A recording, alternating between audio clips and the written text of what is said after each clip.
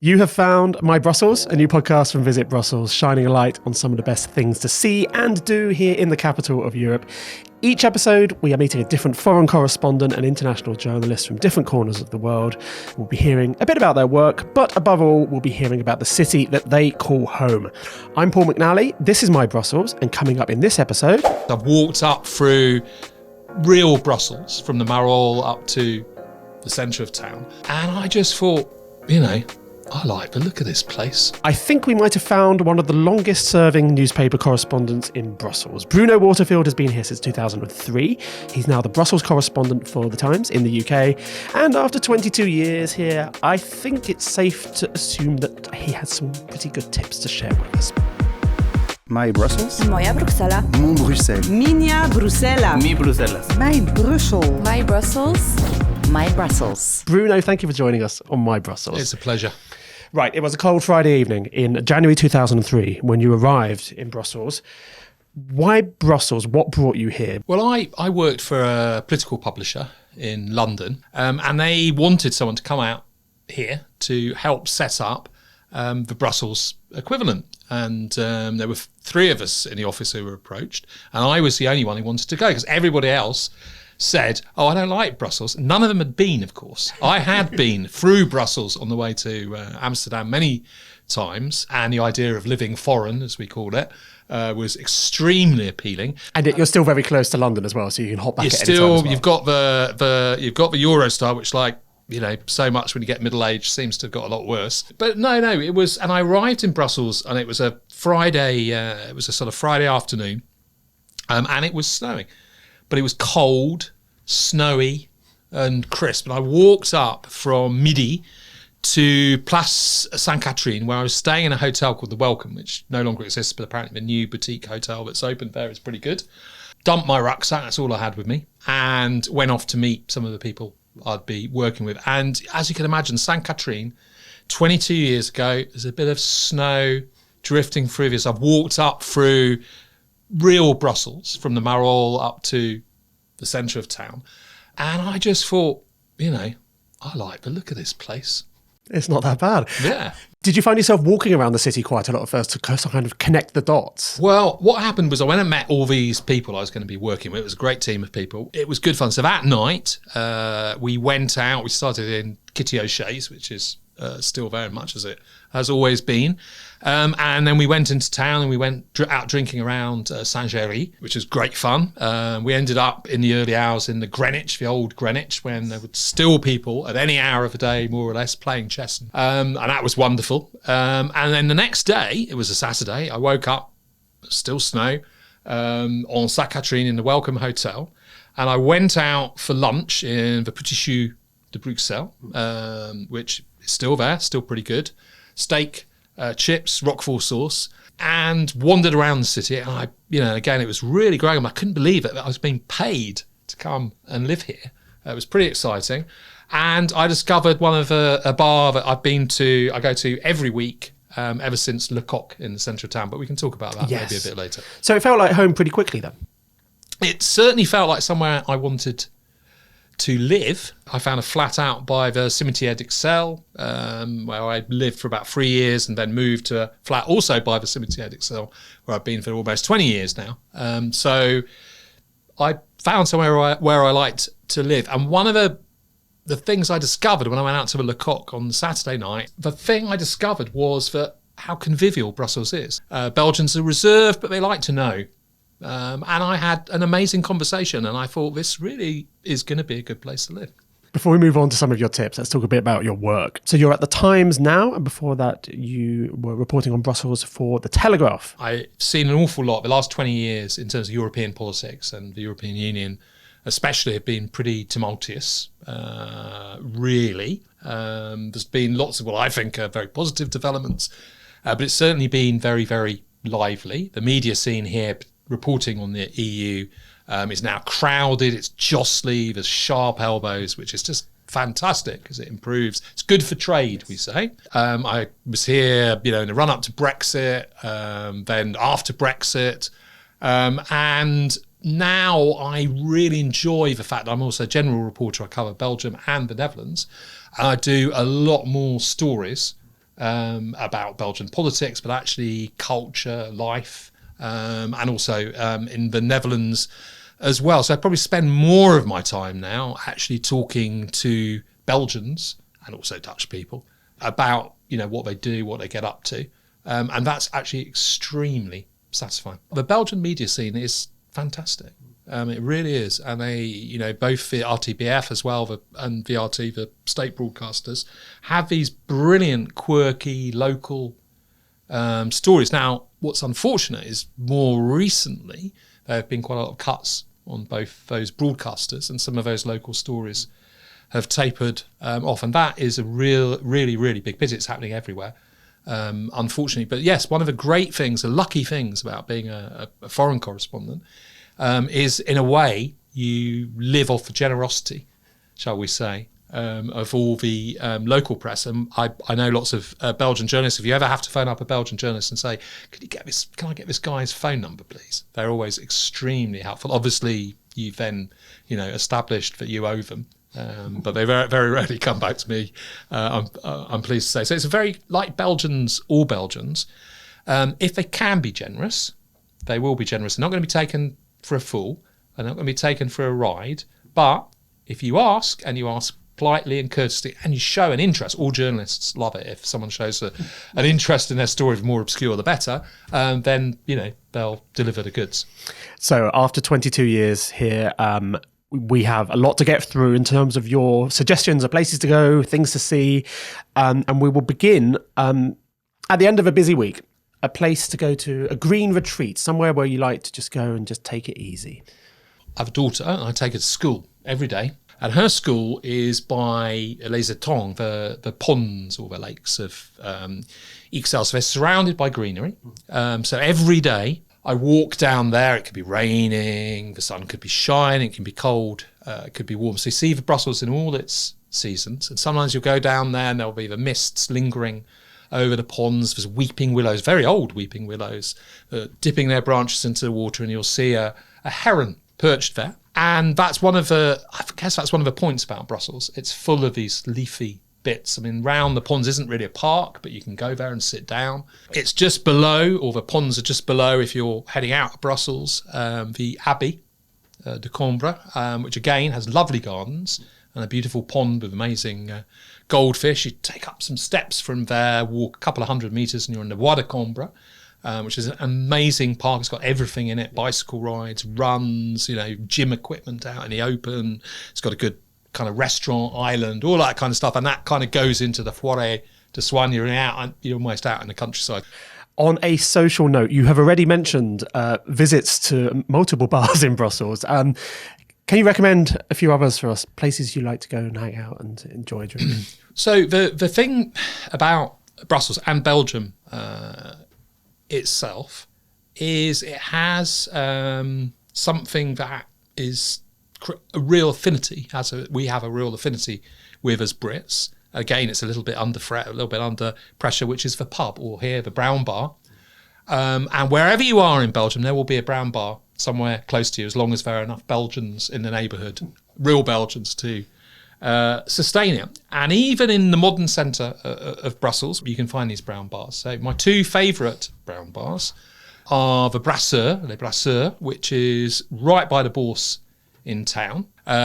You've got some dreadful touristy kind of bars and cafes, the same as you have everywhere else. I mean, they're not that dreadful, they're fine. And then you've suddenly got the Brasseurs on Anspach. It hasn't got a big profile on the front of it. I guess it doesn't really need to advertise itself. And what I love is you go in there in the morning to get a coffee, and there'll be people outside drinking their coffee or their morning beer, and smoking. You go inside and there'll be people having their coffee, their beer, chatting to each other, and really importantly, reading newspapers, real newspapers, the print ones, which seem not to be dying out too much in Brussels. And the most important thing of all is they talk to each other. They're talking to each other. Some of them kind of know each other. A lot of them seem to be government workers. The morning beer or coffee seems to be a tradition.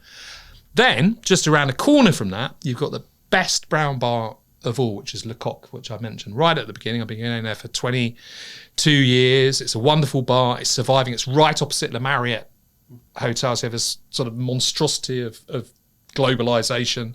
opposite this tiny little brown bar. And what I love about it is if you go in there on a Saturday afternoon, town's buzzing, and it's got that sort of weekend feel. You've got Caroline Records as well, vinyl. So this is a really good place if you like vinyl. Brussels is superb if you like vinyl. Just on a Saturday afternoon, it is buzzing, and you will see people in there who are, borderline legal drinkers, teenagers, to people who are like really, really old, like well over 80. And to get that kind of generational slice is really, really rare. It's rare anywhere now, but it's still lingering on in Belgium, and the Belgians really seem to like it. Let's move on to museums and culture. I mean, we're spoilt for choice here. Music, theatre, cinema, museums. If you had to pick a particularly favourite museum, which one would you go for, do you think? My favourite museum is actually the Van Buuren Museum, which is out in Ixelles. So it's a trip out of town, and I like it because it's idiosyncratic. So it was once the family home of very rich people, David and Alice Van Buuren, but they had their own art collection. They were modernists, so they're Art Deco, which is a modern movement, but we now associate modernity with sort of rubbish, really, and badly built things that are shonky and don't last very long, and they're naff and they're the same everywhere. But you go to this place, you have to book to go there. It's well worth it. People could do it on the website. It's never actually particularly busy as well because you book, so you really appreciate it. And it's really a museum to gracious modern living. It's a modern house. It's got beautiful things inside it. It's beautifully proportioned.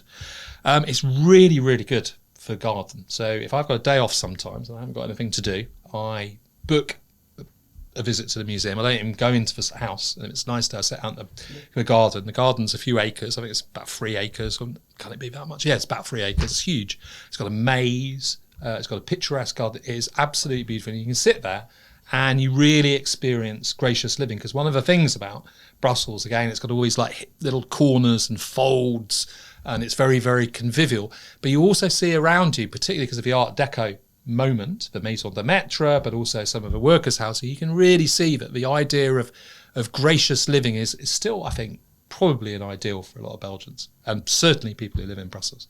You've mentioned some great places downtown that you like, but where do you kind of consider the real centre of Brussels to be? I think the real heart of Brussels, it's probably my first experience of Brussels, is Tintin, of course, and Secret of a Unicorn. So it is the Marolles, it is the flea market on Jeu de Balle.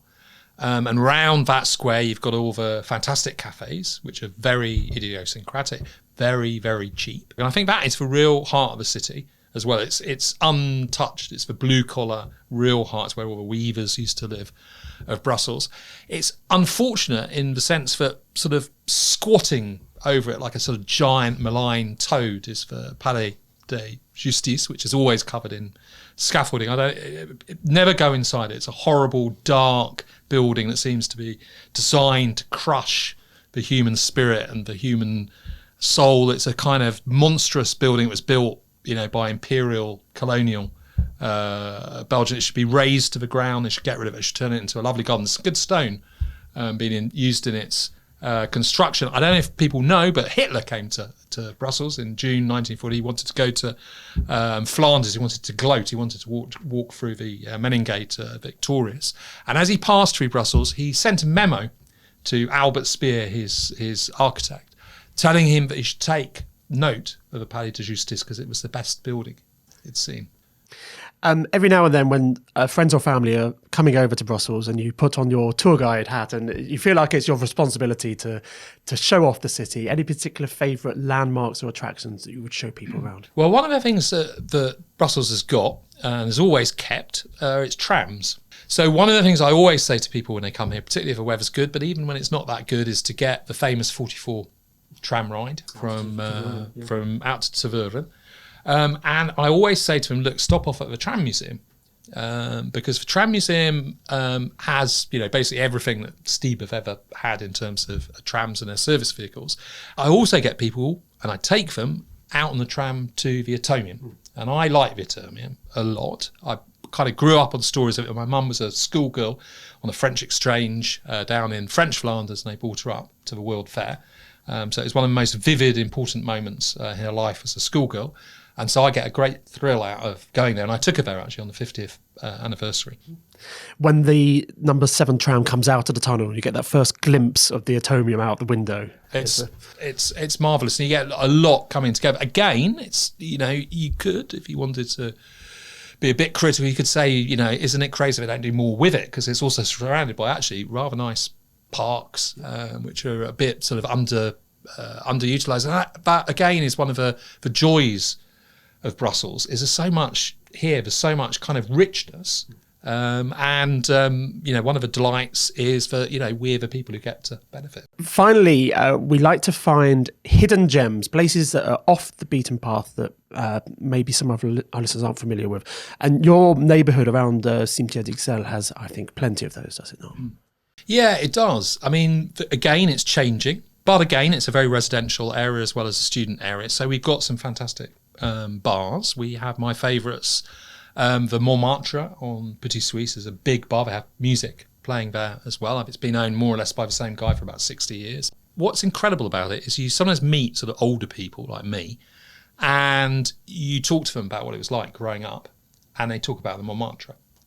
You go in there today, it's still cool. Just around the corner, you've got the Gaugain, which has an amazing, very beautiful zinc horseshoe bar. Again, it's been run by the same couple for 22 years. It's a lovely place to go and have a drink. And I don't know whether I should actually talk about my real favourite. Just down the road, a couple of doors down from me, on Avenue de la Couronne, is a bar, a real brown bar, a real local bar called La Parenthèse. It's a student bar. Again, it goes back. I mean, the current patron, Marie's, been running it for about 50 years. And it's amazing. It's just a really nice bar. You meet local people. And one of the things that is really important about Brussels, you stay. Don't move around. Don't live in the areas where all the expats live. And what happens is you become part of a neighbourhood, the voisinage. And it starts by saying just hello to people, morning, because the Belgians like to say good morning to people. It's part of just knowing who's around and all the rest of it. And if you go to the local bars, you'll see those people who you say hello to. And every now and again, you'll talk to them. And maybe you'll just have one conversation because, there you go. And it's really, really important. And once you're part of a voisinage, you really feel like you've got your feet under the table. You feel like you're rooted. And Brussels is a really good place to put down roots. And it's really, really striking when you talk to people how many people stay here. That's the thing about Brussels, isn't it? It's a patchwork of little individual neighbourhoods. So yeah, if you can get to know your local baker, the people in the bar, the newsagent, and if you keep going there over and over again, you just become rooted in that community. Yeah, and it's one of the things I say to people when you come to Brussels, there's a couple of things you've got to do, and then just drift around the city and use the brilliant public transport system to do it. Go out to some of the little places, the funny little museums, experiment a bit, and you'll discover your own. All my in-laws have discovered little squares where they like now to go and have a sandwich or to go and have a coffee. It's that kind of city. It's not a city that is really centred around one bit or one avenue. It's a city of neighbourhoods and actually hidden corners. 22 years later then, Brussels still throws the occasional surprise at you? Does it? Are you still discovering things? Yeah, I'm actually. And it's, as life unfolds as well. So living in a city, you have a family, you go to school, which means you meet all the parents. A lot of the parents grew up here, so they tell you about where they went, they tell you about their suggestions, so you go there, discover new places. Yes, I do discover new things all the time. I go to new places. I do, and I do hope that Brussels keeps its kind of soul, some of the things we were talking about. I really do hope that, the people who own the building of Brasseurs, for example, don't up the rents. So it has to become, cafe-like any other. And you can see that some of that danger is, or some of that is actually happening in Brussels at the moment. And it's really, one of the things that Belgium did really well was it resisted, the spread of McDonald's and Starbucks for a long, long time. Unfortunately, less so now. And I'd like to see a bit of a return to that. And it's really funny. One of the things I like about Belgians here, just like Brits, we kind of grumble in an affectionate way. So Belgians Bruxelles like to grumble about Brussels. And one of the things they grumble about is actually the fact that we don't Do we really want Brussels to become a city like anywhere else, an identikit European capital? No. Thank you ever so much for all of your tips and ideas, and thank you for joining us on My Brussels. And now, if you heard any of those details and you want to find out a bit more, we will put as many links as possible in the show notes for this podcast. Coming up next time on My Brussels. I love discovering, I love exploring, and be it a new little side street with some beautiful trees that I haven't seen, or a new restaurant or a new bar or something like this. I love to keep that alive. A Romanian journalist in Brussels via Canada, Anke is busy reporting on climate and energy by day, but she has plenty of tips to share for enjoying the capital of Europe. Thank you very much for listening to My Brussels. Please leave a review, share and subscribe. To explore more, head over to visit.brussels and check the What to Do section. You'll find the link in the show notes here as well. Keep the conversation going as well, please. You can follow us on LinkedIn, on Instagram, on Facebook, Visit Brussels. And if you have a great tip to share, please drop us a message. We'd love to hear from you. My Brussels is a Visit Brussels production. It's produced by Anke Harthoorn and it's recorded at the Press Club Brussels Europe. I'm Paul McNally and we'll be back soon with more tips to explore and enjoy Brussels. See you then.